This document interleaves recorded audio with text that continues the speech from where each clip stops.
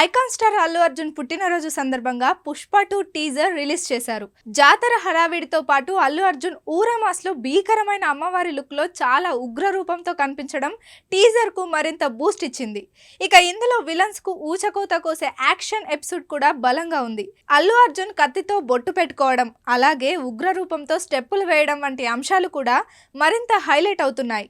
ఇక లుక్ విషయంలో అల్లు అర్జున్ ఎంత పర్ఫెక్ట్ గా ఉంటాడో మరోసారి ఈ ఒక్క టీజర్ తో అర్థమైపోయింది. అతని అరికాలు నుంచి నుదుట బొట్టు వరకు అన్ని విషయాల్లో కూడా పక్కా లెక్కలతో సుకుమార్ ఇందులో అల్లు అర్జున్ ను ప్రెజెంట్ చేసినట్లు అర్థమవుతుంది.